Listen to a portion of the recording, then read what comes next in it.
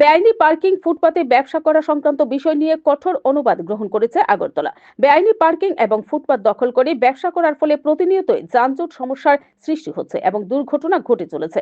তাতে প্রাণহানির ঘটনাও ঘটছে। আগরতলা পৌর নিগম, ট্রাফিক পুলিশ এবং জেলা ও মহকুমা প্রশাসনের তরফ থেকে এসব বিষয়ে বারবার পদক্ষেপ গ্রহণ করা হচ্ছে, কিন্তু বেআইনি পার্কিং এবং ফুটপাত দখল মুক্ত করা সম্ভব হচ্ছে না। ফুটপাত দখল মুক্ত করার কিছুদিন পরেই আবার সেই জায়গা জবরদখল করে একাংশের মানুষজন বেআইনিভাবে ব্যবসা শুরু করছে।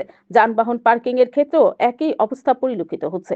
আগরতলা পৌর নিগমের পক্ষ থেকে এসব বিষয়ে কঠোর মনোভাব গ্রহণ করা হয়েছে। শনিবার আগরতলা পৌর নিগমে আয়োজিত সাংবাদিক সম্মেলনে মেয়র দীপক কুমার মজুমদার জানিয়েছেন, আগামী ৩রা ফেব্রুয়ারির পর থেকে বেআইনি পার্কিং এবং ফুটপাত দখল করে ব্যবসা করতে দেওয়া হবে না। এ ব্যাপারে কঠোর আইনি ব্যবস্থা গ্রহণ করা হবে বলে এদের তিনি হুঁশিয়ারি দিয়েছেন। Bureau report, BTV Tripura news. আমরা যেটা লক্ষ্য করেছি যে আগরতলা শহরে